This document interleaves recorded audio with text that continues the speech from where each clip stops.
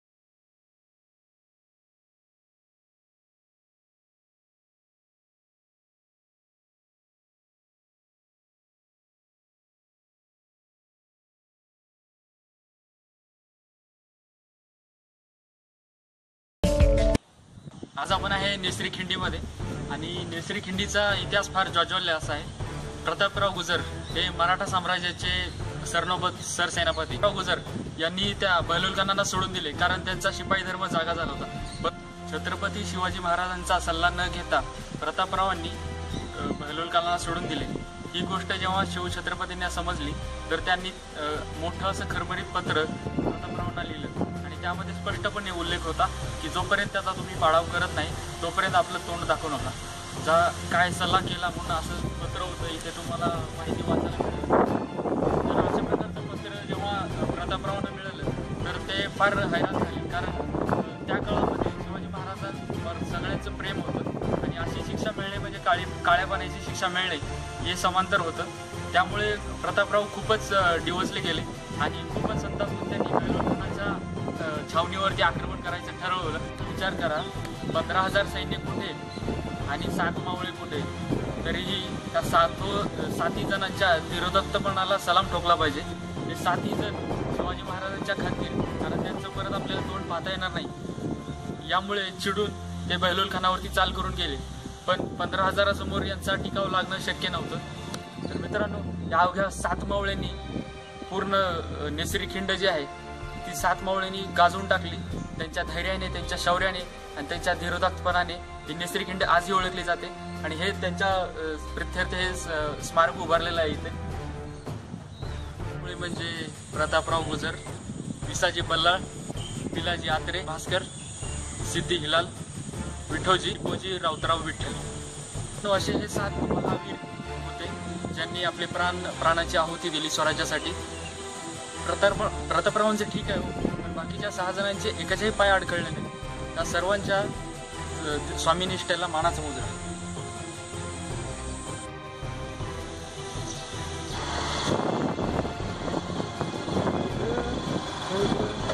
मित्रांनो, आता आपण सामानगडाच्या पायथ्याशी आलोय आणि हे जे फलक लावलेले दिसत आहेत तुम्हाला, तर हे दुर्गवीर प्रतिष्ठान यांच्यातर्फे लावलेले आहेत। फेसबुकवरती तुम्ही सर्च करा तर त्यांनी खूप सारं काम केलं आहे गडावरती आणि खूप साऱ्या गडांवरती त्यांचं काम चालू आहे।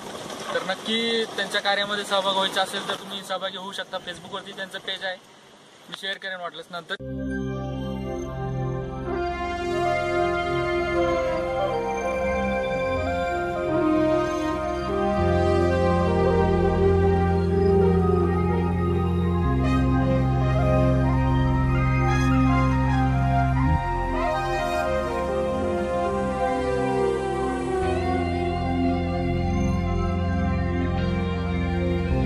आता तुम्हाला मोर दिसला ना, आल्या गडावरती आपल्याला एक मोर दिसला सुंदर असा.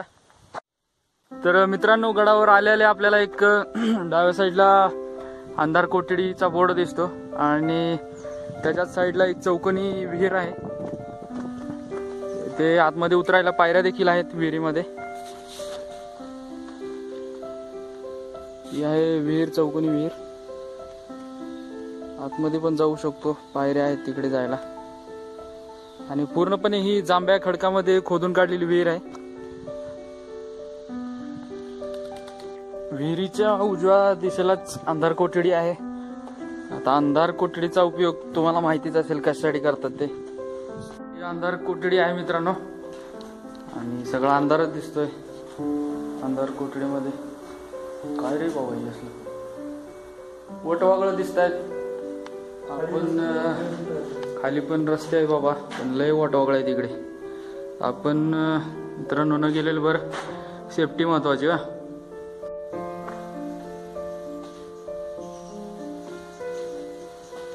अंधार कोठडीच्या पुढेच भवानी मातेचं एक मंदिर आहे, तिकडे जाऊन आपण दर्शन घेऊया.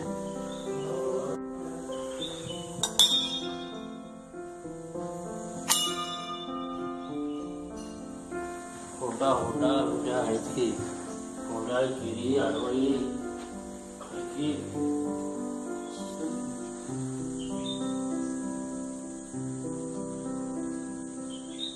मित्रांनो, सामनगडावरती खूप साऱ्या विहिरी आहेत आणि त्यातलीच एक विहीर म्हणजे ही साखर विहीर. एक मोठी विहीर म्हणजे ही 7 कमानीची विहीर आहे इकडे. आपण विहिरीमध्ये उतरून बघूया आता.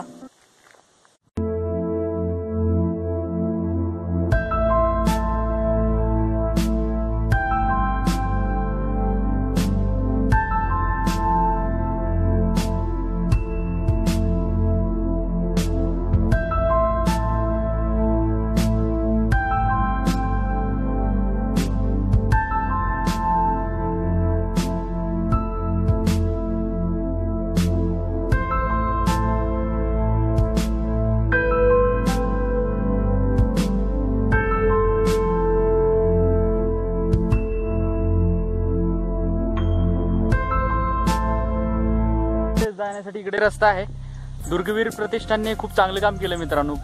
जिकडे तुम्ही गडावरती फिरायला जाल ना, तिकडे बोर्ड लावले त्यांनी, त्यामुळे काही सुद्धा टेन्शन नाही, कुठली स्पॉट शोधायची गरज नाही. त्यांनी मस्तपैकी बोर्ड लावले सगळीकडे, जेणेकरून पर्यटकांना सोपं पडेल यायला. तर सलाम त्यांच्या कामाला.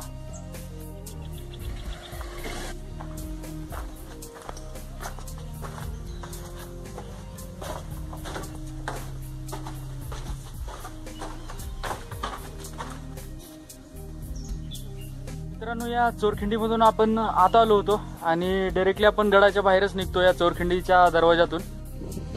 तर मित्रांनो, सामानगडाला जायच्या रस्त्याला एक मंदिर आहे महालिंगेश्वराचं, महादेवाचं मंदिर. तर तिथे प्रभुचंद्र रामांची गुफा देखील आहे, असं एक बोर्ड लावलं इकडे, बघूया आपण.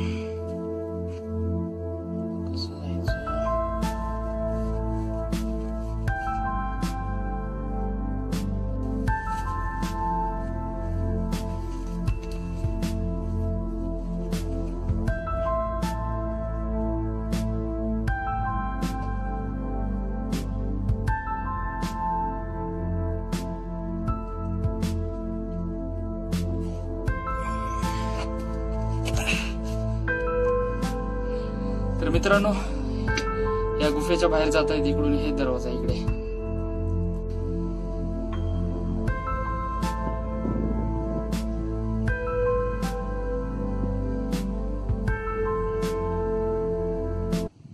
आता आपण थोडा इतिहास पाहूया गडाचा. हा सामानगड हा किल्ला शिलार राजा भोज दुसरा यांनी बांधला आणि शिवछत्रपतींनी सन 1667 मध्ये हा किल्ला जिंकून घेतला.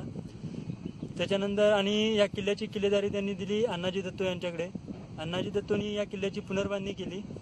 सन 1688 मध्ये मोगल आणि मराठे यांच्या संघर्षात हा किल्ला जो आहे सामानगड तो मोगलांच्या ताब्यात गेला.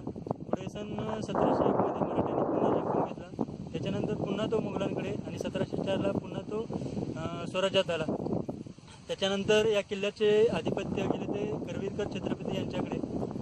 त्याच्यानंतर सन 1844ला या बंडाचं नेतृत्व केले ते मुंजाप्पा कदम यांनी आणि स्थानिक लोकांनी त्यांना चांगली साथ दिली. या शिबंदीने इंग्रजांना 2 वेळा परतावून लावलं. परंतु पुढे सन 13 ऑक्टोबर 1844 त्या दिवशी इंग्रजांनी हा किल्ला जिंकून घेतला आणि तोफा चढून पूर्ण किल्ला उद्ध्वस्त केलेला आहे. त्यामुळे आपल्याला इकडे जास्ती काय अवशेष दिसत नाहीत. तर मित्रांनो, अशा प्रकारे आपली सामनगडाची सफर पूर्ण झालेली आहे. तुम्हाला जर हा व्हिडिओ आवडला असेल तर लाईक करा, शेअर करा आणि नक्की सबस्क्राईब करायला विसरू नका. ओके, तुमच्या कमेंट्स काय असतील तर जरूर कळवा. येस, आणि लवकरच आपण नवीन किल्ल्यावरती भेट देणार आहे. आपली भेट चालूच असते. तर तोपर्यंत इतिहास वाचत राहा, इतिहास समजून घ्या, प्रगती करा. जय जिजाऊ, जय शिवराय, जय शंभूराजे.